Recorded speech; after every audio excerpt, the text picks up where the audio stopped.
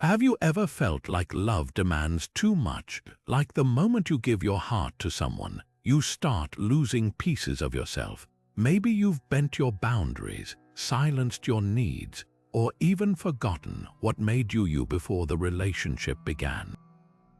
It's a story as old as time. We fall in love, and somewhere along the way, we fall out of alignment with ourselves. But what if I told you there's a way to love deeply without disappearing, to stay anchored in who you are while building something meaningful with another person? That's where Stoicism comes in. This ancient philosophy, often misunderstood as cold or unfeeling, is actually a lifeline for anyone who's ever felt torn between connection and self-respect. Stoicism isn't about suppressing emotions or pretending love doesn't matter. It's about clarity, seeing relationships for what they are, not what we fear or fantasize they could be. Imagine approaching love with the calm of a philosopher and the courage of a warrior, knowing your worth, holding your ground, and choosing partners who align with your values instead of chasing those who make you question them. This isn't about playing games or building walls. It's about building wisdom, and that's exactly what we'll explore together today. 20 Stoic strategies to navigate love's chaos without losing your center. These principles have stood the test of time because they're rooted in reality, not romance. They don't promise fairy tale endings, but they do promise something better, a love that doesn't demand your surrender. Whether you're single and refining your standards, in a relationship and feeling off balance, or healing from a love that cost you too much, these tools will help you reclaim something precious, your agency. So let's dive in. By the end of this, you'll see love not as a force that diminishes you, but as one that can deepen you if you know how to wield it. The first Stoic strategy for loving without losing yourself begins with a radical idea. Emotional detachment is not the absence of care, but the art of caring wisely. Think of it like holding a bird in your hands clenched too tightly, and you crush it, open your palms completely, and it flies away. The Stoics understood this balance. They weren't against love or joy. They were against the kind of attachment that turns another person into your emotional compass, where their moods dictate yours, their choices define your worth, or their presence becomes your only source of peace. So how do you practice this? Start with negative visualization, a technique that sounds harsh but is surprisingly freeing. Picture the relationship ending, not to dwell on fear, but to confront it. Ask yourself, if this person walked away tomorrow, would I still recognize myself? This isn't about expecting the worst, it's about realizing you can endure it. By mentally rehearsing loss, you strip it of its power to destabilize you. The Stoic philosopher Epictetus, born a slave, knew suffering intimately, yet he taught that our torment comes not from events but from our judgments about them. When you visualize losing love and see yourself standing firm, you're rehearsing resilience. Next, apply the dichotomy of control, one of Stoicism's most practical tools. Draw a mental line between what you control, your actions, boundaries, and responses, and what you don't, their feelings, choices, or the relationship's outcome. Obsessing over someone's affection or trying to fix their emotions is like trying to control the weather. It exhausts you and changes nothing. Instead, pour that energy into what's yours to command, how you show up, what you tolerate, and the standards you refuse to negotiate. Here's the paradox. This detachment doesn't push love away. It creates space for healthier love. Imagine two trees growing side by side. If their roots entangle completely, one weakens the other.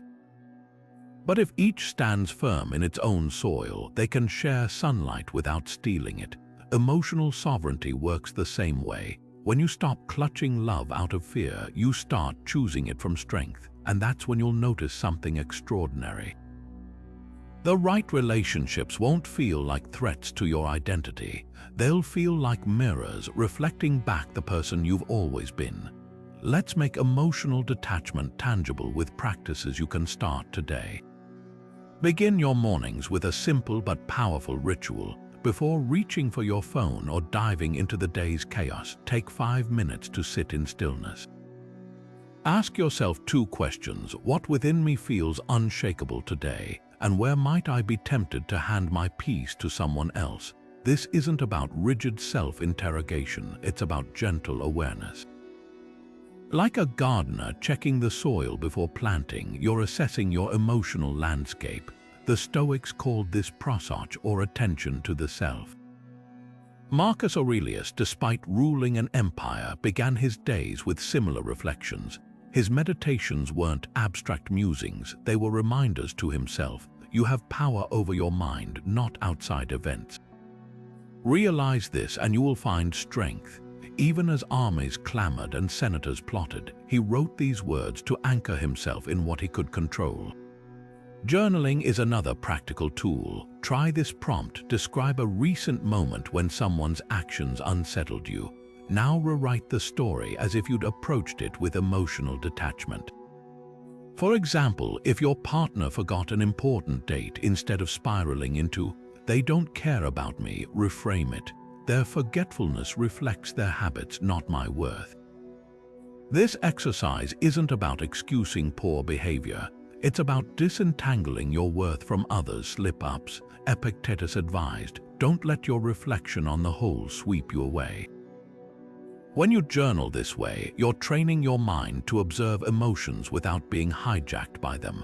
Marcus Aurelius faced betrayals, plagues, and wars, yet his writings reveal a man who refused to let external chaos dictate his inner world. When his co-emperor Lucius Verus died suddenly, instead of collapsing into grief, he acknowledged the loss while focusing on his duty to Rome. He didn't suppress emotion, he channeled it into purpose. You can apply this by creating a sphere of control list. Draw 2 circles inside the inner one. Write what you control: your effort, boundaries, reactions. In the outer ring, note what you don't: others' opinions, outcomes, past mistakes. Keep this list visible on your fridge or phone wallpaper. Whenever anxiety about a relationship arises, glance at it. The physical act of referencing the circles trains your brain to default to agency over angst. Finally, practice Amor Fati, love of fate. When a relationship feels turbulent, instead of resisting the discomfort, lean into it with curiosity. What is this moment teaching me about my patterns? Marcus famously wrote, "The obstacle is the way." A partner's distance can teach you self-sufficiency. A disagreement can reveal hidden boundaries. Emotional detachment blooms when you stop seeing love as a sanctuary from life's storms and start seeing it as the gym where your resilience strengthens. These exercises aren't quick fixes, they're mental disciplines, but with time, they'll help you love from a place of wholeness, not lack. Epictetus once said, "First say to yourself what you would be, and then do what you have to do." That's the cornerstone of the second Stoic strategy, defining your virtues before you invite someone else into your life. Too often, we approach relationships like empty vessels, hoping love will fill us with purpose or identity. But Stoicism flips that script. You don't find completeness in another person, you bring it with you. Imagine building a house on sand. No matter how beautiful the structure, it will sink. Your virtues are the foundation. Without them, even the most passionate love becomes shaky ground. So how do you create this unshakable core? Start by drafting what I call a virtue manifesto, a clear, uncompromising list of the principles you refuse to abandon, no matter how intense the attraction or how lonely the nights feel. For Epictetus, this was non-negotiable. Born into slavery, he had every reason to adopt a victim's mindset. Yet he taught that external circumstances don't define your character, your choices do. Your manifesto isn't about perfection, it's about clarity. Ask yourself, what kind of person do I need to be to respect myself, regardless of who loves me? Is it integrity, courage, compassion? Write it down. These aren't lofty ideals, they're your lifelines. Let's make this practical. Take a sheet of paper and divide it into 2 columns. On the left, list virtues you admire, like honesty, resilience, or kindness. On the right, note specific actions that embody them. For example, honesty means refusing to betray my values for approval, or resilience means walking away from relationships that demand my silence. This isn't a wish list, it's a filter. When you meet someone new, hold their character against these standards. Do their actions align with your virtues, or do they coax you to compromise them? The Stoics called this prohesis, the ability to choose in alignment with your highest self. History offers a powerful example in Cato the Younger, a Roman statesman whose integrity was so unwavering that even his enemies respected him. When Julius Caesar, a man of immense power and charm, tried to sway him with promises and threats, Cato refused to bend. He didn't hate Caesar, he simply loved his own principles more. That's the strength of a virtue manifesto. It turns your values into boundaries so clear that no amount of charisma or pressure can blur them. Now, here's where most people stumble. They mistake chemistry for compatibility. You might feel electrified by someone's humor or intellect, but if their choices clash with your virtues, the spark will eventually burn you. Epictetus warned, "It's not what happens to you, but how you react to it that matters." When you prioritize virtues over validation, you stop auditioning for love and start discerning it. A partner who shares your commitment to growth won't ask you to shrink.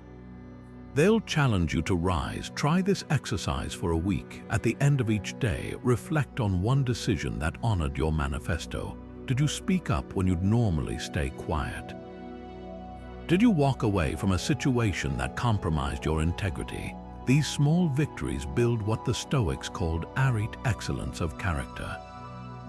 Over time, your virtues become habits, and those habits become unbreakable. Love shouldn't be a negotiation of your worth, it should be a celebration of it.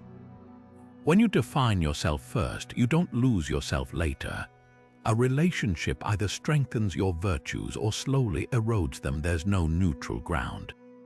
This is where Stoicism's razor-sharp self-examination comes in. Think of it like a gardener pruning a tree. You must regularly assess which branches nourish your growth and which drain your vitality. But how do you distinguish between healthy compromise, meeting someone halfway, and self-betrayal, where you abandon your principles to keep the peace? The Stoics had a tool for this, prosoph, the practice of vigilant self-awareness. It's not about distrusting your partner, it's about trusting yourself enough to spot when you're drifting from your core. Start by scheduling a monthly virtue audit. Take your manifesto, those non-negotiables you've defined, and ask, has this relationship encouraged me to act with more integrity, courage, and kindness, or less? Be brutally honest. For example, if one of your virtues is authenticity, but you've noticed yourself softening your opinions to avoid arguments, that's a red flag. Seneca, who navigated the turbulent court of Nero, wrote, "Everywhere is nowhere. When a person spends all their time in foreign lands, they lose roots." If you're constantly adapting to someone else's emotional landscape, you risk becoming a stranger to yourself. Now, let's clarify the difference between compromise and self-betrayal. Compromise is adjusting behavior. Maybe you watch their favorite movie instead of yours tonight. Self-betrayal is adjusting values, like staying silent when they mock something you hold sacred. The Stoic hero Thrasea, a senator under Nero's tyranny, showed this distinction in action. When the emperor demanded senators endorse his atrocities, Thrasea refused even as others bowed to save their lives. He didn't resist out of stubbornness. He knew some concessions cost your soul. In relationships, these moments are subtler but equally defining. Maybe it's laughing at a cruel joke to fit in, or skipping a family tradition that anchors you. Each small surrender weakens your moral spine. To spot these moments, borrow Epictetus' discipline of assent. Pause before reacting and ask, does this align with who I've vowed to be?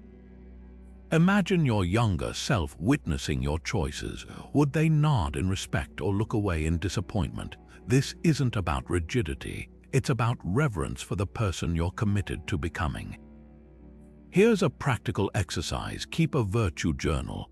After any emotionally charged interaction, jot down 2 things: one action that reflected your values and one where you faltered. No shame, just observation. Over time, patterns emerge. You might notice you abandon boundaries when fearing abandonment or stifle truth to avoid conflict. These aren't failures, they're training data. The Stoic philosopher Musonius Rufus taught that we strengthen our virtues like muscles through repetition and honest feedback. Finally, study the story of Portia Catanis, Cato's daughter. When her husband Brutus joined Caesar's assassins, she didn't plead for caution. She stabbed her own thigh to prove she could endure hardship alongside him. Extreme, perhaps, but her point was vital. Love shouldn't ask you to betray your nature. If a relationship consistently demands you dull your brightness, question its light. Virtues are your inner compass. When you honor them, you'll never wander lost for long. Seneca once wrote, "We suffer more in imagination than in reality, and nowhere does this ring truer than in love." The third Stoic strategy flips a universal fear that love won't last into a source of profound strength. Imagine holding an hourglass where every grain of sand represents a moment with someone you cherish. The Stoics wouldn't fixate on the grains slipping away. They'd train you to focus on the ones still flowing. This is premeditatio malorum, the premeditation of loss, not to dwell on despair, but to dissolve its power over you. Start by reframing impermanence as a gift, not a threat. When you wake up beside your partner, whisper to yourself, "This might be our last morning together." Before you recoil, consider the effect. This isn't morbid, it's clarifying. Like sunlight hitting a diamond, the awareness of fragility makes every facet of love spark brighter. Seneca practiced this with his own friendships, writing, "Hold every dear thing with a loose hand." He wasn't advocating detachment, he was teaching presence. The person who knows the concert will end dances more freely, not less. Apply this with a simple ritual, the Stoic gratitude pause. When irritation flares over a trivial habit, your partner leaving dishes unwashed or arriving late, pause and ask, "If today were the last time I could witness this quirk, how would I feel about it?" Suddenly, the annoyance transforms into texture, a thread in the tapestry you'd miss if it vanished. Historians recount how Roman spouses parting for war would clasp hands and say, "Carpe diem," not as a cliché, but as a visceral reminder that this embrace might be their final one. They loved fully because it was fleeting, not in spite of it. Now, let's confront the paradox. How can you cherish someone deeply without clutching them desperately? Picture 2 ways to hold a butterfly. One person cups their hands tightly, smothering its wings. Another opens their palms, letting it rest freely, and the butterfly stays longer. The Stoic hourglass teaches this balance. By accepting that every relationship has an unknown expiration date, you stop rationing love like a scarce resource and start pouring it out like an endless well. The philosopher Musonius Rufus, separated from his family during exile, wrote letters not of self-pity, but of gratitude for the love they'd already shared. His joy wasn't contingent on reunion. It was rooted in what no circumstance could steal, the meaning they'd co-created. Try this exercise tonight. As you fall asleep, mentally revisit one mundane moment from the day, a shared laugh, a quiet glance, even a minor frustration. Now imagine it's a memory from years ago, one you'd give anything to relive. That shift in perspective is Stoic alchemy, turning leaden, ordinary moments into golden ones. The hourglass isn't there to haunt you, it's there to wake you to the love that's already yours. Here's the paradox at the heart of Stoic love: you can care profoundly without clinging desperately. This fourth strategy, the art of loving indifferently, might sound cold at first glance. How can you be devoted yet detached? But that's where the wisdom of Musonius Rufus, the Stoic teacher who redefined marriage in ancient Rome, shatters our modern assumptions. He saw love not as ownership or emotional dependency, but as a sacred partnership where 2 whole people choose to grow side by side, like vines that strengthen each other without becoming entangled. Picture this: you plant a seed with meticulous care, watering it, ensuring sunlight, shielding it from storms, yet you don't dig it up daily to check its roots. Your effort is unwavering, but your peace isn't hostage to its growth. That's Stoic indifference in action. Musonius taught that marriage and any loving relationship thrives when both partners focus on giving their best without demanding specific outcomes. Not "love me this way," but "I choose to love this way regardless." When you shift from needing someone to complete you to wanting them to challenge you, everything changes. History paints Musonius as a revolutionary. While Roman society treated wives as property, he insisted spouses were equals bound by shared purpose, not control. His famous lectures compared marriage to a philosopher's school where the curriculum was virtue. Imagine two students not competing for grades but sharpening each other's minds.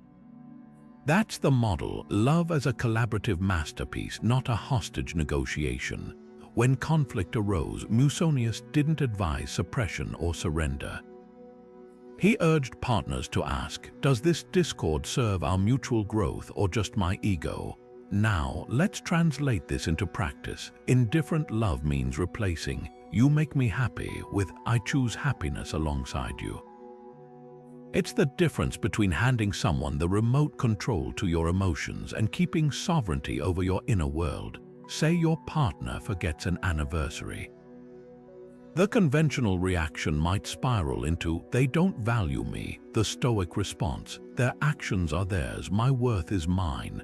This isn't apathy, it's agency.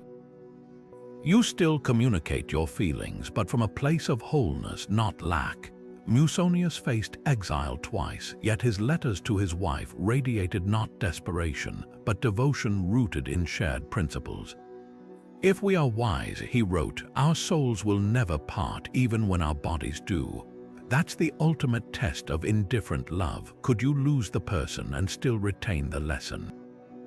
When love becomes a classroom rather than a crutch, separation, if it comes, doesn't erase the transformation you've co-created. Try this exercise today. In every interaction, silently add the phrase, "and I'll be okay regardless," to your expectations. I'll share my truth, and I'll be okay regardless. I'll cherish this moment, and I'll be okay regardless. This tiny mental pivot plants you firmly in the Stoic paradox: the deeper you love, the less you need to. Conflict in love doesn't have to be a battlefield, it can be a gymnasium. The Stoics saw every argument as a chance to strengthen three muscles: wisdom to understand, courage to speak honestly, and justice to listen fairly. Epictetus, who endured slavery before teaching emperors, framed conflict as the ultimate test of philosophy. "What's the point of reciting Stoic principles?" he'd say, "if you abandon them the moment someone raises their voice." Imagine a disagreement not as a threat to the relationship, but as a sparring session where both partners emerge sharper. Let's break down the four-step Stoic conflict resolution method, starting with pause before you react. When tension flares, your first instinct isn't truth, it's defense. Epictetus called this the discipline of assent, creating space between stimulus and response.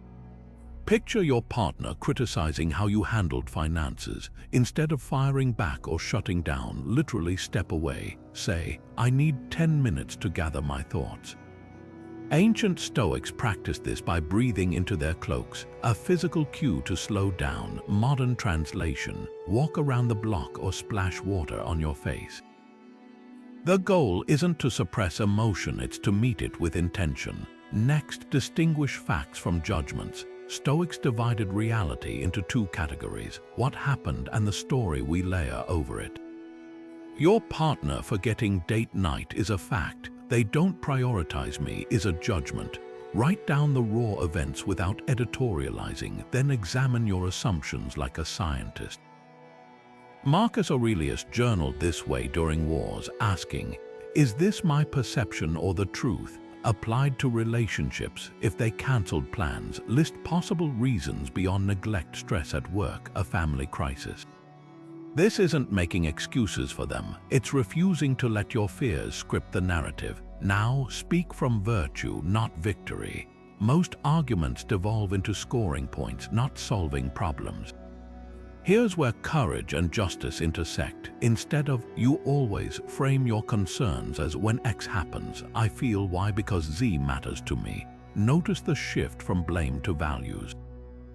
When Seneca advised Nero with mixed success, he emphasized speaking the truth with kindness, not softening the message, but ensuring its delivery aligns with mutual respect. For example, when we don't discuss big purchases, I feel anxious because financial transparency builds trust between us. This turns conflict into collaboration. Finally, seek the lesson, not the last word. After the heat fades, ask, what did this reveal about my triggers or our patterns? Maybe your anger at their lateness stems from childhood instability, or their defensiveness signals unspoken shame. The Stoics viewed every obstacle as a teacher. Epictetus famously said, "Tell me what you pay attention to, and I'll tell you who you are." Conflicts spotlight what you both truly value. A couple fighting over chores might discover one values order while the other craves flexibility. Now they can craft solutions honoring both. Consider the Roman couple Pliny the Younger and Calpurnia. When Pliny's political duties kept him away, their letters didn't dwell on absence. They dissected how to love across distance. "You say my letters comfort you," he wrote, "but they also sadden you. Should I send fewer or more?" That Stoic conflict resolution, curiosity over condemnation. Apply their spirit next time tensions rise. How can this friction polish us, not break us? When you stop fearing arguments and start leveraging them, love doesn't just survive, it evolves. Imagine this: your partner's habit of interrupting you mid-sentence sends your blood boiling. Or maybe it's the way they leave towels on the bathroom floor that makes your jaw clench. Before you dismiss these as their flaws, Stoicism offers a radical reframe. What if these irritations aren't about them at all? What if they're mirrors reflecting back the parts of you that still need attention? This sixth strategy, your partner as your mirror, transforms petty annoyances into profound opportunities for self-discovery. The Stoics believed relationships weren't just about companionship, they were the whetstones that sharpened your character. Epictetus put it bluntly: if someone annoys you, it's your own opinion that annoys you. That interruption you resent, it might reveal your unspoken need to feel heard. The messiness you criticize, perhaps it mirrors your own rigidity. This isn't about excusing disrespect, it's about excavating the hidden lessons in friction. When Marcus Aurelius faced betrayals in his court, he didn't just condemn the traitors, he asked, "What weakness in me made their actions sting?" Here's how to apply this wisdom with a Socratic questioning flowchart. The next time a partner's behavior triggers you, pause and follow these steps. Step 1. Name the irritation precisely. Instead of "they're so inconsiderate," pinpoint the action. "They didn't text when running late." Stoics called this dividing the matter, separating facts from interpretations. Step 2. Ask, "Why does this bother me?" Dig past the surface. If lateness frustrates you, is it because you equate punctuality with respect? Does it echo a parent who kept you waiting? As Seneca observed, we are more often frightened than hurt. Step 3. Flip the script. Have I ever done something similar? This isn't about self-blame, it's about humility. Maybe you've forgotten birthdays when stressed or tuned out during conversations. Recognizing your own flaws softens judgment and reveals shared humanity. Step 4. Identify the virtue you're being invited to cultivate. If their distraction triggers you, patience might be your curriculum. If their pessimism drains you, perhaps it's time to strengthen your optimism. Like a philosopher's stone, this step turns leaden annoyances into golden growth. Step 5. Design a virtuous response. Instead of criticizing, try, "When you're late without notice, I feel anxious." Could we agree on a quick text next time? This aligns with Epictetus' advice. Don't demand others change, demonstrate how change looks. History offers a compelling case study in Portia Catanus, the wife of Brutus. When her husband conspired against Caesar, she didn't plead for him to stay safe. She stabbed her thigh to prove she could endure pain alongside him. Extreme. Yes, but her point was Stoic perfection. Relationships should reveal your mettle, not mask your weaknesses. Try this for 1 week. Keep an irritation journal. Each time your partner's behavior triggers you, jot it down and apply the 5-step flowchart. You'll start noticing patterns, not in their actions, but in your reactions. That's the magic of the mirror. It doesn't show you who they are, it shows you who you're becoming. And when you stop resenting the reflection and start learning from it, conflict ceases to be a battlefield and becomes the most honest classroom you'll ever know. Think about how many rules, expectations, and hidden scripts come attached to modern love. You should want constant texting, grand gestures, soulmate intensity, or so Instagram insists. But strip all that away and what remains, that's where Stoicism's minimalist love principle cuts through the noise. Zeno, the founder of Stoicism, taught that relationships thrive when rooted in natural desires, companionship, trust, mutual growth, not the unnatural wants society piles on, status, obsession, or the fantasy of effortless perfection. His philosophy wasn't about settling for less, it was about demanding what actually matters. Start by conducting a relationship inventory. Grab a notebook and divide it into 3 columns: natural desires, learned desires, and cost. In the first, list needs that align with your deepest values, like honesty, emotional safety, or shared curiosity. These are your Stoic non-negotiables. The second column, that's where you scrutinize the shoulds. Do you truly crave nightly goodnight texts, or did some rom-com convince you they equal care? Are you pursuing lavish dates because they bring joy, or because they'll impress strangers online? Be ruthless. The final column tracks what these learned desires cost you: your peace, your boundaries, your sense of self. History offers a striking contrast in Zeno's own life. While Athenian society glorified dramatic passions and possessive love, he modeled something radically simple: relationships as partnerships in virtue.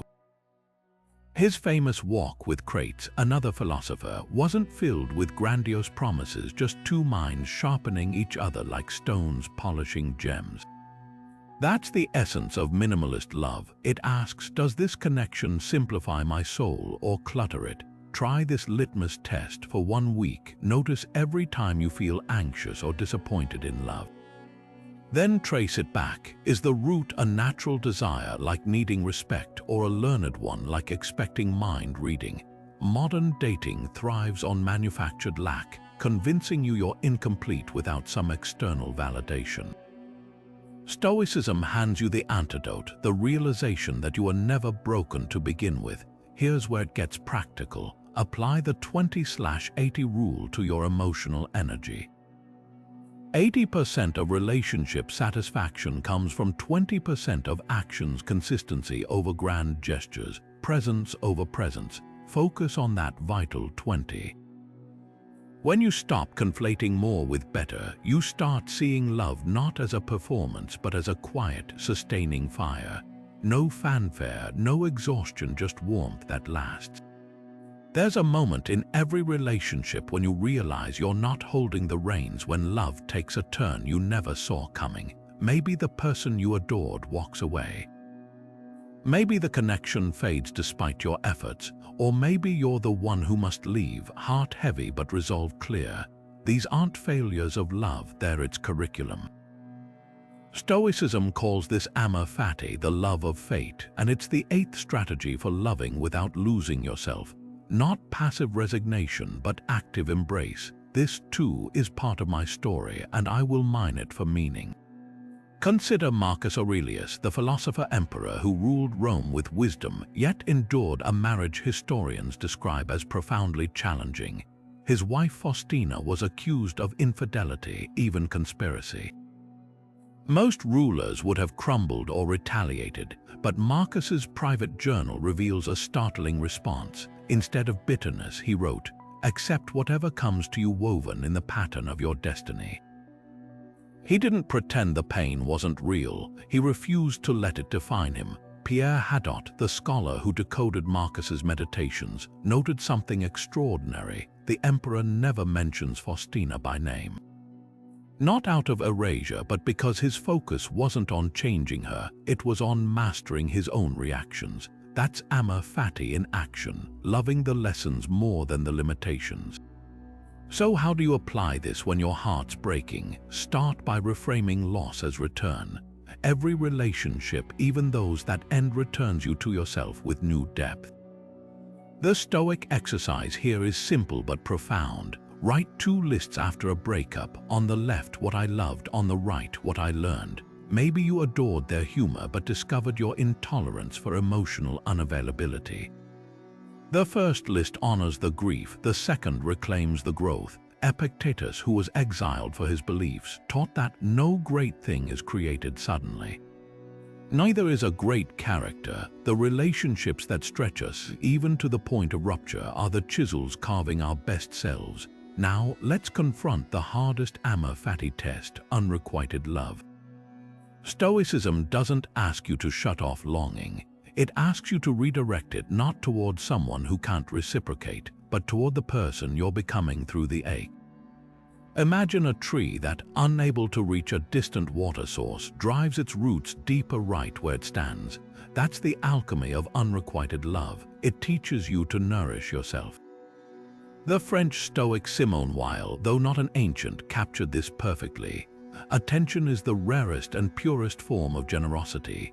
When you stop pouring attention into someone who doesn't value it, you start showering it where it matters, on your own unmet potentials. Here's the revolutionary truth Amor Fati reveals: no relationship truly ends, it transforms. The love that once flowed outward now irrigates your inner world. The patience you practiced with them becomes patience with your own healing. The boundaries you learn to set become bulwarks for your future connections. Marcus didn't erase Faustina from his life. He metabolized her into wisdom. That's why his journal outlasted his empire. When you love your fate, every twist of it, you don't just survive heartbreak. You emerge fluent in a language of resilience that no future sorrow can silence. You know those love language quizzes everyone takes, the ones that tell you whether you prefer gifts, words of affirmation, or physical touch. Here's what they miss. Love isn't just about how you want to receive affection, it's about how you practice it as a Stoic. Let's reinvent the 5 love languages through the lens of virtue, turning every gesture into an exercise in wisdom, courage, and justice. Start with acts of service. Conventional wisdom says emptying the dishwasher shows love. Stoicism agrees but adds a crucial layer: why you do it matters more than the act itself. If you're resentfully scrubbing pans to earn brownie points, that's transactional. If you're doing it because maintaining a shared space aligns with your virtue of justice, fairness in domestic labor, that's philosophy in action. Imagine Seneca's advice to Nero: a king who serves is no less a king. Apply that to love. Serving your partner isn't servitude, it's sovereignty over your commitment to equity. Now consider quality time. Modern dating glorifies endless hours glued together. Stoicism reframes this as shared pursuit of wisdom.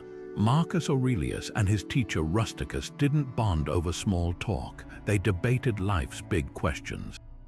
Try this: replace passive Netflix binges with active symposia, ancient Greek gatherings where partners discussed ideas over wine. Ask each other, what's one belief you've changed this year? Or how would Stoicism handle this work dilemma? Time becomes a forge for mutual growth, not just a metric of closeness. Words of affirmation get a Stoic upgrade too. Compliments like "you're beautiful" are nice but ephemeral. Virtue-centered praise, that sticks. Epictetus taught that flattery and truth are opposites. Instead of "you're perfect," try "I admire how you confronted that difficult truth yesterday that took courage." This anchors affection in character, not just chemistry. Like Zeno praising his students not for their wit but for their willingness to question him, gifts take on new meaning when viewed through temperance. A Stoic gift isn't about price tags or grand gestures. It's about symbolic alignment with values. Instead of roses which wilt, give a book that shaped your thinking or a handmade token representing a shared principle. When Musonius Rufus was exiled, his wife didn't send lavish care packages. She sent a single olive branch, reminding him endurance bears fruit. That's the essence, gifts as virtue reminders, not status markers. Finally, physical touch becomes a practice of mindfulness and respect. The Stoics weren't ascetics. They saw the body as a vessel for connection, but they warned against touch that objectifies or clings. Imagine holding hands not just out of habit, but with a deliberate awareness. This is a temporary miracle, two conscious beings choosing closeness in an impermanent world. Like Epictetus permitting his students to marry, but only if they could kiss without losing themselves. Here's your challenge: rewrite your love language profile. Under acts of service, list which virtues it serves: justice, discipline. Under quality time, note what wisdom you've exchanged. Watch how this shifts affection from something you consume to something you cultivate.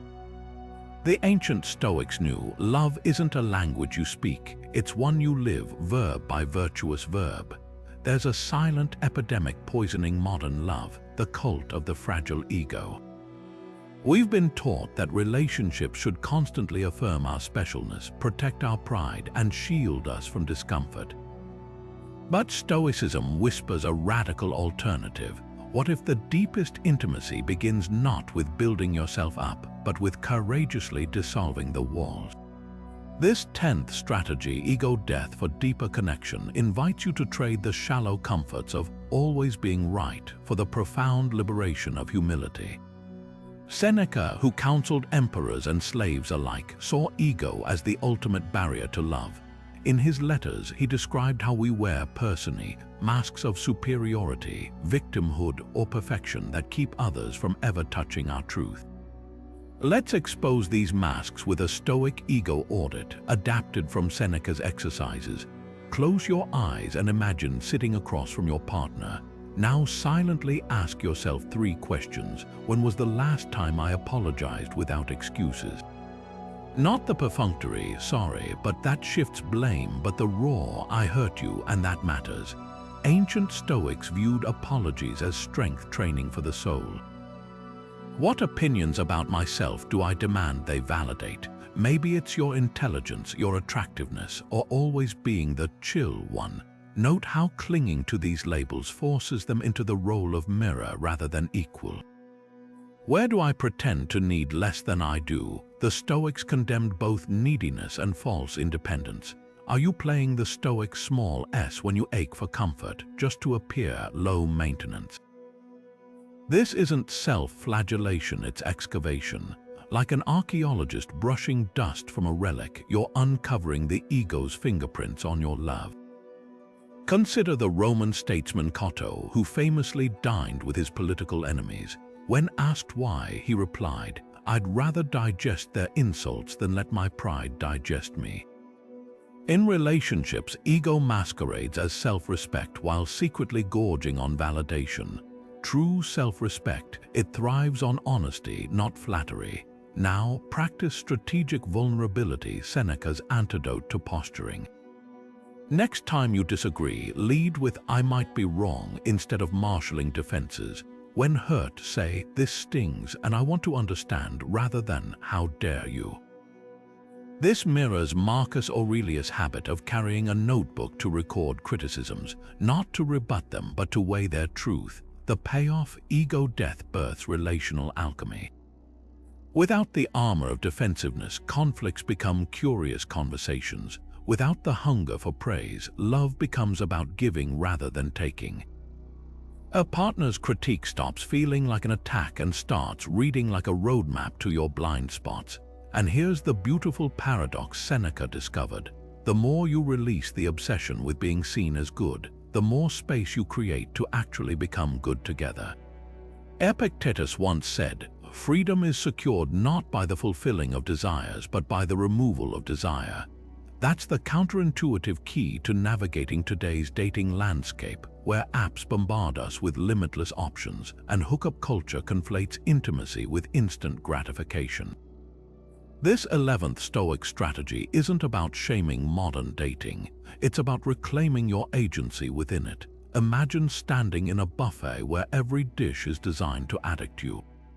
The Stoic approach asks not what looks tempting, but what truly nourishes me. Start by dissecting your dating desires with Stoic precision. When you feel that familiar itch to swipe mindlessly or chase validation from a half-hearted situationship, pause and interrogate the craving. Is it loneliness, boredom, ego? Epictetus taught that unchecked desires are like fire. They'll consume everything if left unexamined. Try this exercise. Next time you're about to open a dating app, set a timer for 1 minute and ask, am I seeking connection or distraction? If it's the latter, close the app and pick up Marcus Aurelius' Meditations instead. The goal isn't repression, it's redirecting your energy toward what actually fulfills you. Now let's craft a Stoic swiping strategy. Most profiles bait you with polished photos and witty bios, but the Stoic looks deeper. Before liking anyone, ask, does their lifestyle reflect my values? A profile full of extravagant trips might signal adventure or escapism. Do their words demonstrate self-awareness? Just ask, as a bio suggests they haven't done the inner work. Would I admire this person even without romantic potential? Epictetus warned against confusing attraction with admiration. History offers a potent case study in Agrippina the Younger, who used marriage as political strategy until her own son Nero turned on her. Her tragic flaw, desiring power through others rather than cultivating it within herself. Modern dating repeats this pattern when we seek validation through matches instead of building unshakable self-worth. Finally, practice delayed selection. When you match with someone promising, wait 24 hours before messaging. This isn't game playing, it's inserting a Stoic pause to ensure your excitement stems from genuine alignment, not dopamine. Like a philosopher weighing arguments, you're training yourself to choose partners with deliberation, not desperation. The paradox: when you stop craving love to fill voids, you start attracting people who resonate with your wholeness.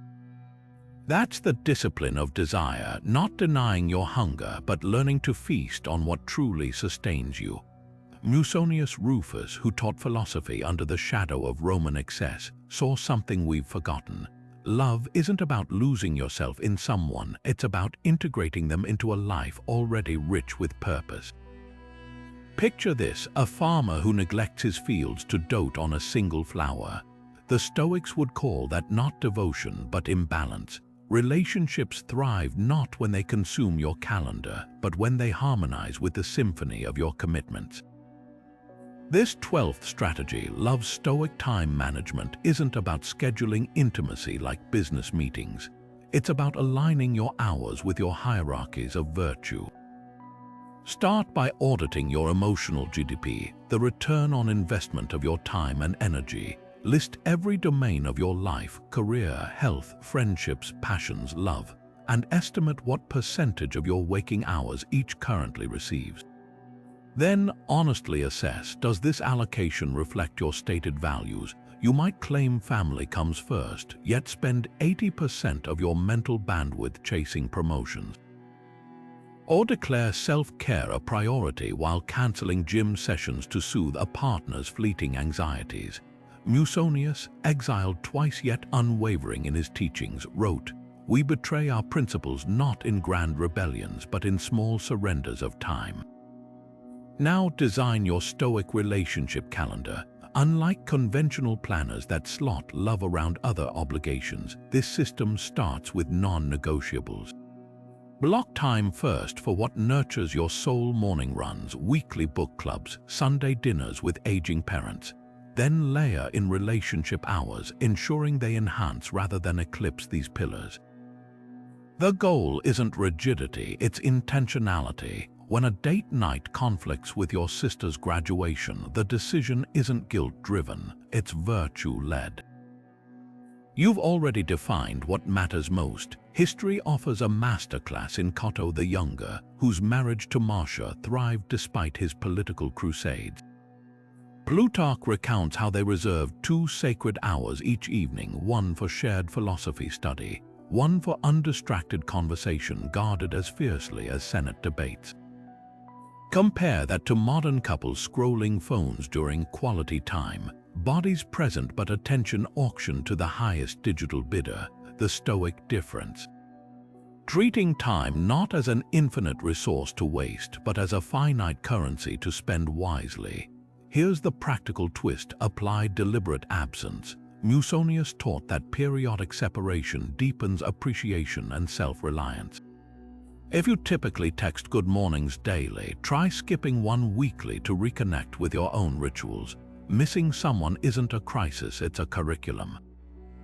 Like a musician pausing between notes, these gaps create the rhythm that makes togetherness melodic.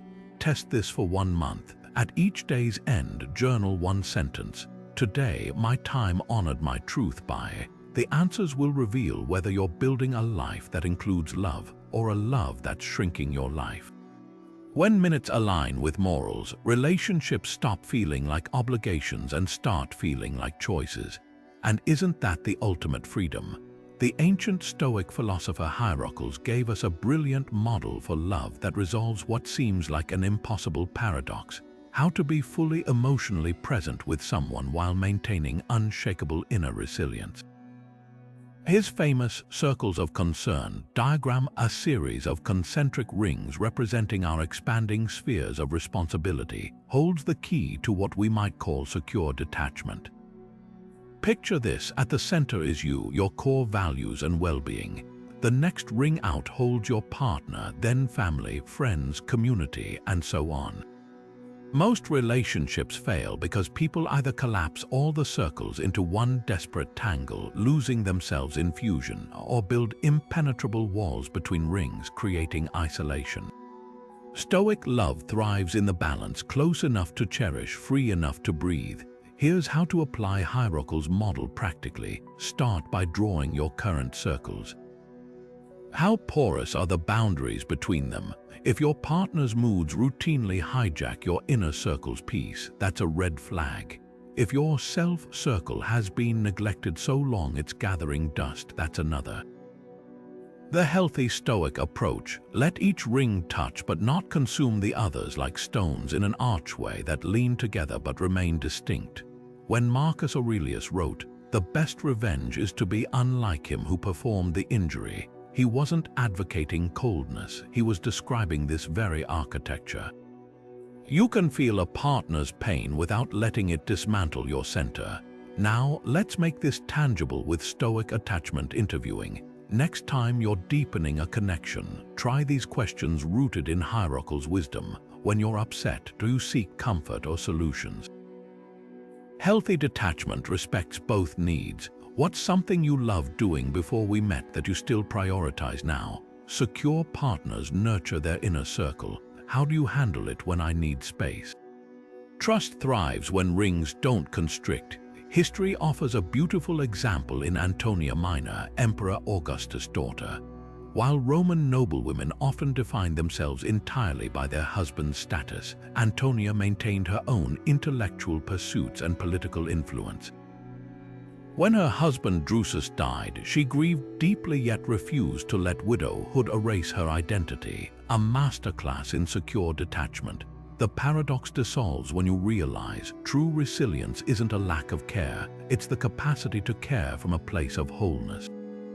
Like a tree that bends in the wind but keeps its roots firmly planted, Stoic love knows the difference between weathering storms and becoming one. Your phone buzzes with a notification. Your partner liked someone's photo from 3 years ago. Your stomach tightens, you're not even sure why. Welcome to love in the digital age, where a single pixel can trigger a spiral of insecurity. But here's what Marcus Aurelius would tell you if he saw you refreshing their Instagram stories. You have within you an inner citadel, a fortress no algorithm can penetrate.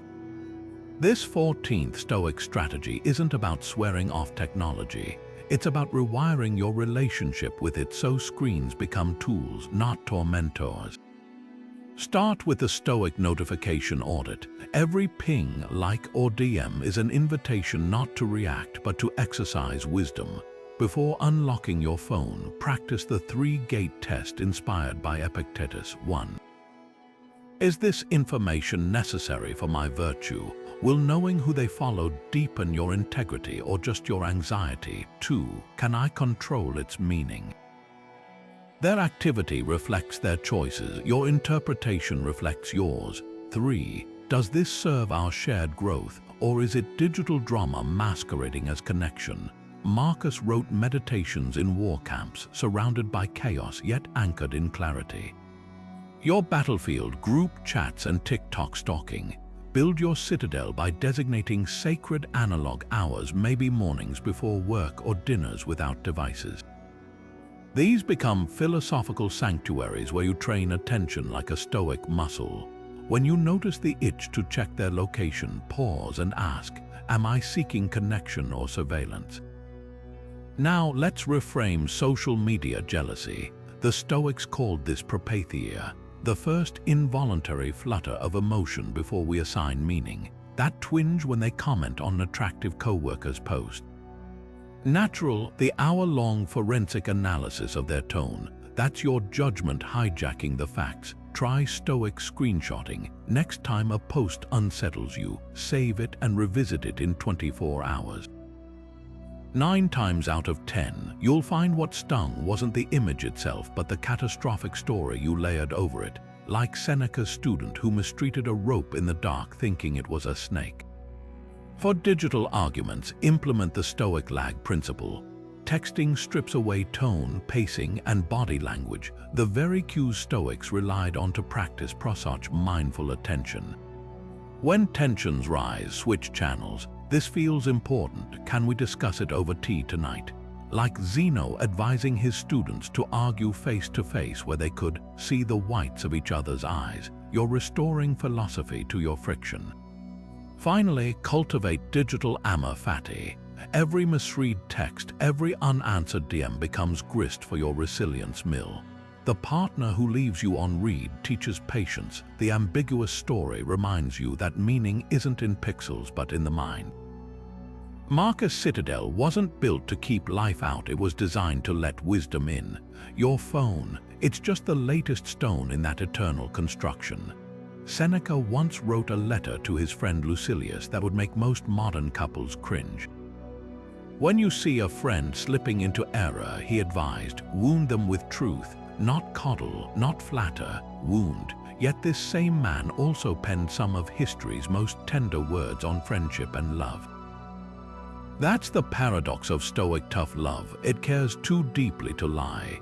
In an era where brutal honesty often masks cruelty and kindness enables dysfunction, Strategy 15 resurrects the art of beneficial honesty, speaking hard truths not to punish but to heal. Let's expose the difference between Stoic truth-telling and its modern counterfeit through dialogue. Imagine your partner keeps promising to quit smoking but sneaks cigarettes. Passive-aggressive modern, oh, another fresh air break, must be nice having so much willpower. This needles without helping, breeding shame, not change. Stoic constructive, when you say you'll quit but don't, I feel torn. I want to trust you, but your actions make that hard. I care about your health too much to pretend this isn't hurting us both. See the shift, no sarcasm, no attack, just raw concern anchored in shared values. Seneca's letters to Nero reveal this philosophy in action. While other advisors flattered the emperor's worst impulses, Seneca risked exile and eventually death by saying, "Your power is real, but your anger is childish." He didn't blunt the truth to preserve harmony, because false harmony to Stoics is just deferred decay. Try this 3-layered honesty framework adapted from Seneca's writings. 1. Name the pattern. This is the 3rd time you've cancelled plans last minute. 2. Impact with I language, which leaves me feeling like a low priority. 3. Invitation to collaborate. Can we problem solve this together? history offers a masterclass in Antisthenes, the philosopher who mentored Diogenes. When a student complained his teachings were too harsh, Antisthenes replied, "A surgeon's blade also hurts. Shall we ban scalpels? Stoic love operates with surgical precision. It cuts to cure." Now the litmus test: does your honesty come with an outstretched hand or a pointed finger? Tough love isn't licensed to vent frustrations under the guise of helping. It's the courage to say, "The version of you I believe in wouldn't accept this behavior, and neither will I." When truth is wrapped in genuine respect, it doesn't push people away, it pulls them toward their highest selves. That's the gift few dare to give. Imagine ending each day not with Netflix and scrolling, but with your partner by candlelight, exchanging notes on how you each practiced courage or kindness that day.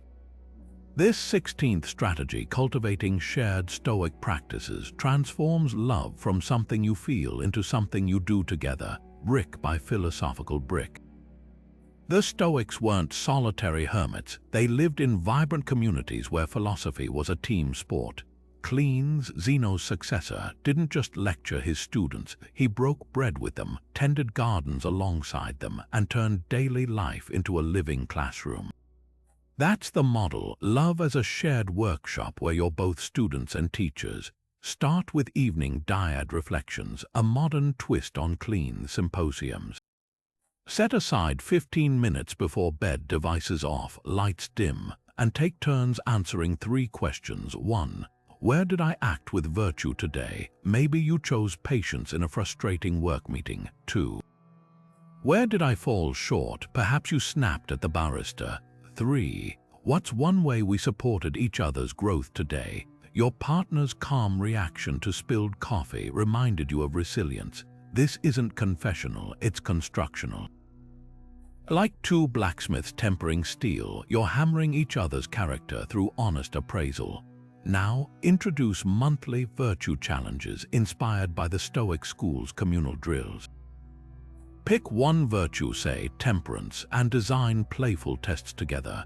Could you both delete shopping apps for 30 days and journal the cravings that arise? Or turn weekly takeout into homemade feasts where you discuss Epicurus' distinction between needs and wants. Cleans famously washed dishes in the agora to prove no labor was beneath a philosopher. Try modern equivalents, volunteering at a food bank together, or hand-washing each other's clothes to practice humility. The goal isn't austerity, it's awareness transforming mundane acts into mindfulness exercises. For deeper bonds, create a shared Stoic library. The ancients passed scrolls like sacred texts. Today, annotate copies of meditations together, debating passages over morning coffee. When Marcus writes, "The best revenge is to be unlike him who performed the injury," share personal interpretations. Does it mean silent forgiveness or leading by example?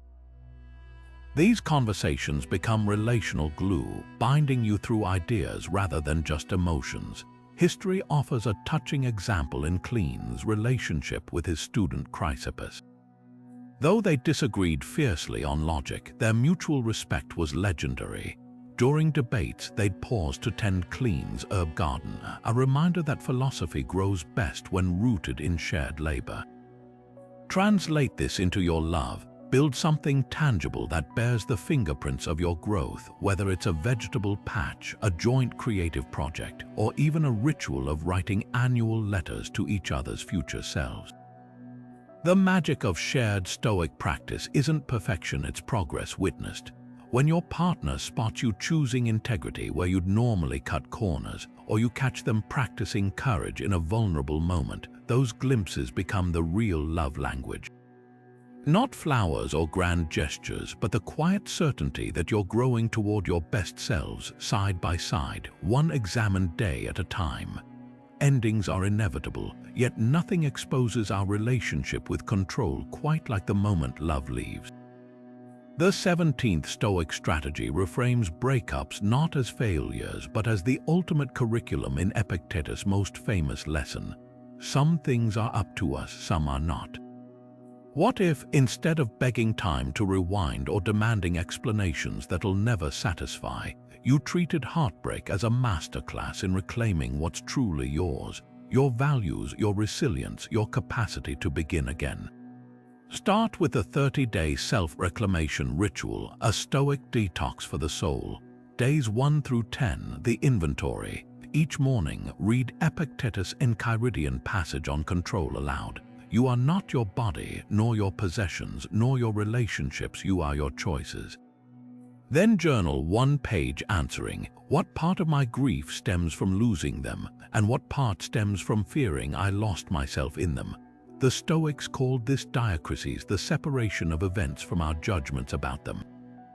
When a Roman general lost his legion, he didn't waste time raging at fate. He assessed what resources remained. You're doing the same. Days 11 through 20, the excavation. Here's where you apply Marcus Aurelius turning obstacles upside down. For every painful memory, mine its wisdom, that trip you cancelled when they left. Take it solo and practice solitude as strength. The songs that make you cry, rewrite the lyrics to celebrate your freedom instead. Like the philosopher Agrippinus, who hosted a banquet the night he was exiled, declaring, "My fate is not my master." You're training your mind to reinterpret loss as space for new growth. Days 21 through 30, the Renaissance. Now you'll rebuild using Musonius Rufus' discipline of desire. Each morning, list 3 things you neglected during the relationship that now deserve attention. Maybe a hobby, a neglected friendship, or a health goal. Then do something absurdly indulgent for your future self. Enroll in that pottery class, book a retreat, or adopt the puppy they vetoed. When Seneca's friend Lucilius suffered a breakup, he advised, nurture yourself as you would a sapling after a storm, not with haste but with unwavering patience for your own rebirth. History offers a guiding light in Portia Catanus, Brutus' wife, who famously endured his death not with collapse but with purposeful action. She didn't deny her pain, she channeled it into protecting his legacy.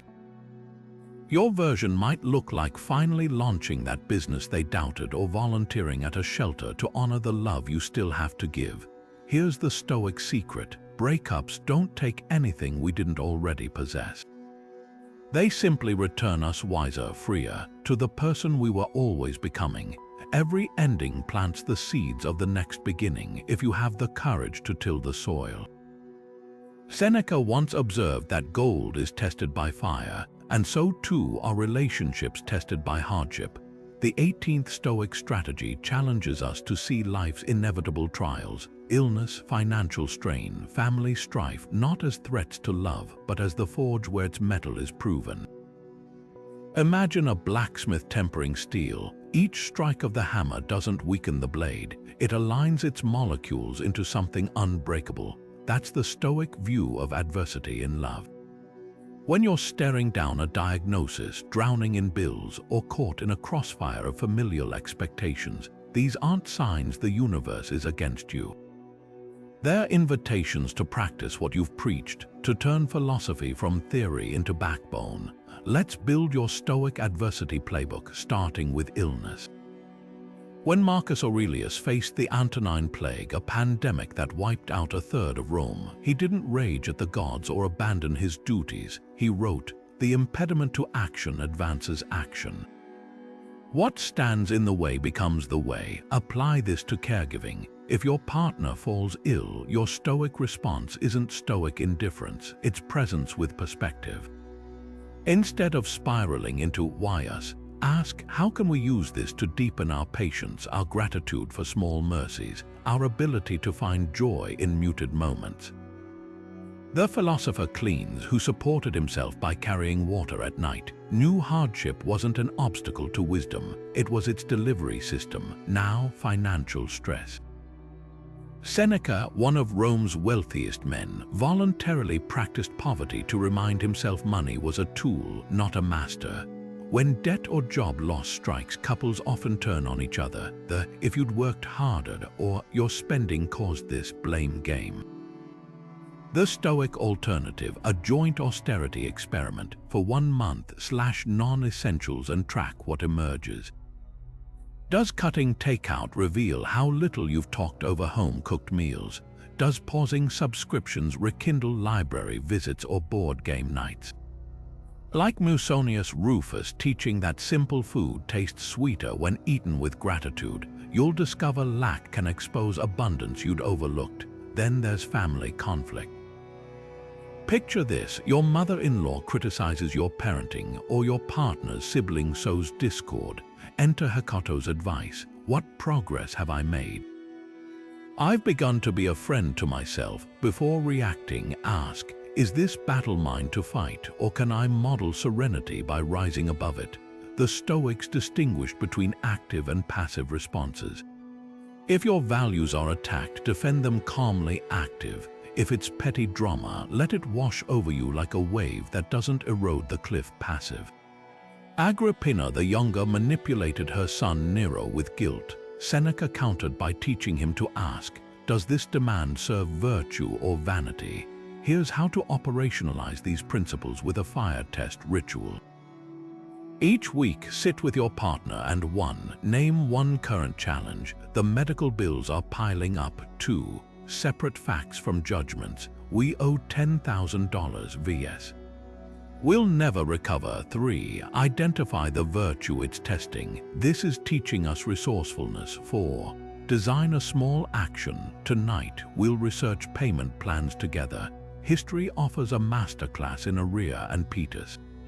When Petus was sentenced to death for treason, his wife Arrhea didn't crumble. She stabbed herself first, handed her husband the dagger, and said, "It doesn't hurt."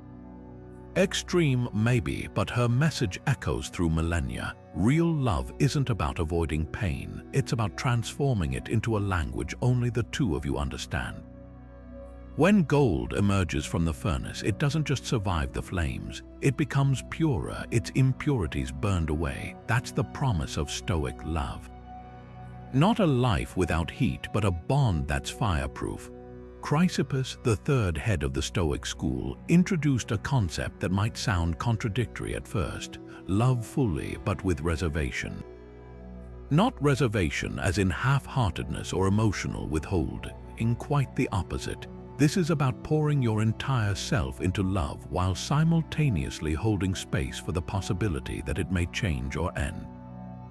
Picture a dancer giving every ounce of passion to a performance, yet knowing the music will eventually stop. That's Stoic reservation, a wholehearted embrace with open hands. Start by identifying what unconditional love really means in Stoic terms. It isn't about tolerating mistreatment or clinging to fading connections.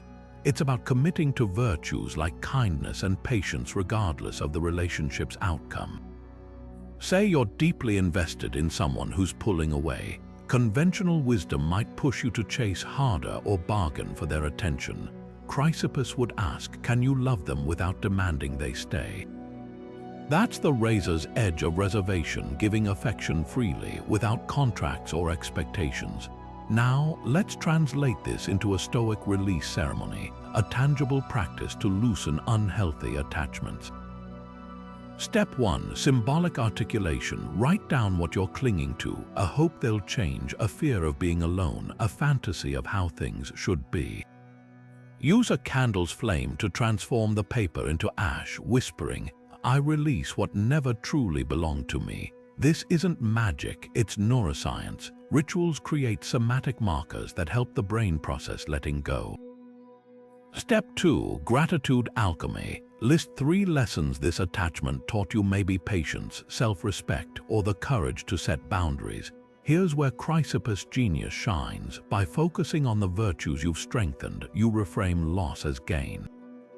The Stoic philosopher Hekato wrote, "What you've learned becomes your property forever." Step 3. Future self-mapping. Envision yourself 6 months from now, free from this emotional weight. What new projects, relationships, or joys might exist in that space? The Stoics called this premeditatio futurorum, not naive optimism, but strategic visualization. Like an architect drafting blueprints before breaking ground, you're designing the emotional landscape where your next chapter unfolds. History offers a poignant example in Cornelia Africana, mother of the Gracchi brothers. After her son's tragic death, she was asked why she never wore mourning clothes. Her reply, "These are my jewels," gesturing to her grandchildren and the legacy her sons left behind. She didn't deny her grief, she reserved a sacred corner for it while making room for life's continuance. Try this tonight. Place 2 chairs facing each other. Sit in one and speak aloud what you're releasing: the excuses, the false hopes, the resentment. Then move to the opposite chair and respond as your wisest self, offering the compassion Chrysippus would approve. You loved bravely. Now love yourself enough to let go. That empty chair, it's not a void, it's an invitation for what's next. Imagine standing at the edge of a canyon, arms outstretched. On one side, the cliffs of modern relationship goals shimmer with Instagram-perfect dates and viral grand gestures. On the other, the steady path of Stoic love unfolds, quieter, deeper, rooted in the bedrock of wisdom. This final strategy isn't about adding another tool to your belt, it's about forging an entirely new way of being in love. The philosopher king, Marcus Aurelius' ideal ruler, didn't dominate with force but governed with virtue. Translated to relationships, it means leading with your highest self while humbly serving love's evolution, a dynamic dance of strength and surrender. Let's dissect this through 3 modern myths versus Stoic truths, starting with perfectionism. Scroll through any social feed, and you'll see couples performing flawlessness, matching outfits, choreographed kisses, curated bliss. The Stoic counter: embrace the discipline of imperfection. When Marcus ruled Rome, he faced plagues, betrayals, and wars, yet his journals reveal a man at peace with life's rough edges. Applied to love, a philosopher king doesn't stage photo ops. They find beauty in the unscripted moments: the silent car ride after an argument, the mismatched socks at breakfast, the vulnerability of saying, "I don't know how to fix this, but I'm here." Next, the myth of effortless harmony. Pop culture sells love as a perpetual honeymoon: no work, just magic. Contrast this with Clean's hauling water to support himself while teaching philosophy. His labor wasn't a distraction from wisdom, it was wisdom in action. Stoic couples don't avoid conflict, they mine it for gold. Picture this side by side: modern ideal, never go to bed angry; right arrow Stoic reality, stay up late hashing it out with respect. Modern ideal, always put your partner first; right arrow Stoic reality, guard your virtues so you have something real to offer. Finally, the obsession with permanence. Modern love clings to forever like a life raft, while Stoicism prepares you to cherish the voyage, however long it lasts. When Seneca's beloved friend Lucilius faced exile, he didn't promise they'd reunite. He vowed their friendship would endure in whatever form fate allowed. That's the philosopher king's mindset, loving fully while holding all outcomes with open hands. Now, let's crystallize this into a daily practice. Every evening, ask yourself: 1. Where did I lead with wisdom today? Did I set boundaries with kindness? 2. Where did I serve love's growth? Did I listen without fixing? Celebrate their progress. 3. What modern myth did I dismantle? Did I choose real connection over performative romance? History's ultimate philosopher queen, Cornelia Africana, raised her children not for accolades but for civic virtue. When a visitor boasted about her jewels, Cornelia pointed to her sons, the future Gracchi reformers, and said, "These are my gems." That's the Stoic relationship ideal, not shiny trophies to display, but living testaments to mutual growth. Your love story won't trend on TikTok. It'll echo in the quiet moments where 2 people choose again and again to be both sovereign and servant, rulers of their own souls and students of each other's hearts. We've traveled through 20 Stoic strategies, from emotional detachment as wise caring to treating your partner as a mirror, from minimalist love to philosopher king partnership. But here's the secret: these aren't isolated tools. They're a complete system, like the interlocking gears of a clock. Emotional detachment sets the foundation so virtue-based love can flourish. Tough honesty polishes the mirror that reveals your growth edges. Shared practices turn love into a collaborative masterpiece. Each strategy supports the others, creating a structure sturdy enough to lean on yet flexible enough to evolve. Think of it like building a ship. The wood, your virtues, must be seasoned. The sails, your boundaries, need precise adjustment. The compass, your journaling practice, keeps you aligned. But a ship isn't meant to stay in dry dock. It's designed for open water. That's where you come in. Your mission, should you choose to accept it, pick one strategy, just one, and live it fiercely for 30 days. Not as an experiment, but as a covenant with your highest self. If you choose the Virtue Manifesto, carry it like Cotto's unbreakable scroll, consulting it before every decision. If it's the Stoic conflict method, approach arguments like Marcus Aurelius facing barbarian hordes, with discipline and curiosity. Document your journey like Seneca's letters to Lucilius, raw, honest, unfiltered. Then come back here and share your victories and struggles in the comments. Let's create something rare, a community where love isn't just felt but forged. Stoicism thrived for centuries because it wasn't just philosophy, it was shared practice. Students gathered in the Stoa Poikile not to debate abstract ideas but to hold each other accountable. Your turn, the gauntlet is thrown. Will you spend the next 30 days complaining about modern dating or transforming it? The choice is yours, but choose wisely. Future you is already remembering this moment as the turning point.